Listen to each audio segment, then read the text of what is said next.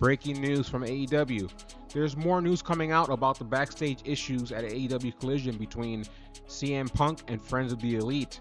As previously reported, Ryan Nemeth was flown into Greensboro for Collision and then was told that he was not needed and a flight was booked for him to go home.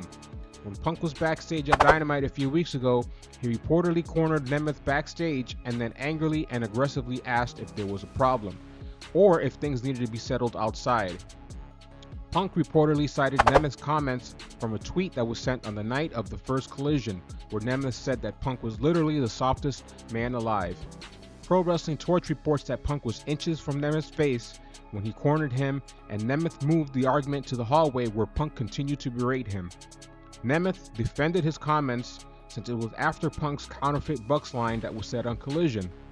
Punk countered that Nemeth's tweet was bad timing since it worked against the public image that they were going for. Fightful reports that those close to Punk are saying that Nemeth apologized. Per Dave Meltzer on Wrestling Observer Radio, Punk did not want Matt Hardy or Christopher Daniels backstage at Collision in person. Fightful Select reported that the reason why Punk didn't want Daniels, who was head of talent relations, backstage is because Ace Steel is not allowed at Collision, and he didn't think it's fair for Daniels to be allowed since he was involved in breaking up the fight last September.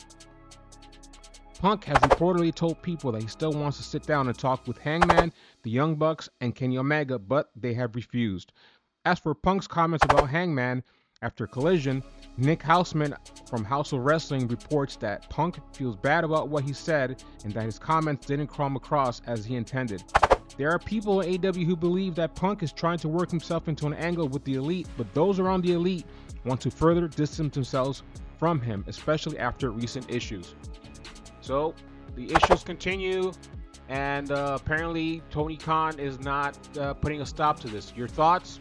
Leave your thoughts in the comments on this. It seems that things could get even worse unless Tony Khan steps in. That seems to be the feeling right now on social media. So what do you guys think? You guys think this is good for business, bad for business? Do you think an angle will come out of this? Should the Bucks work with him? Or should Tony Khan do something about CM Punk? And if so, what should be done? What do you think the consequences should be, if any? Leave your comments below, and please subscribe to this channel. We'll have more breaking news updates very, very soon.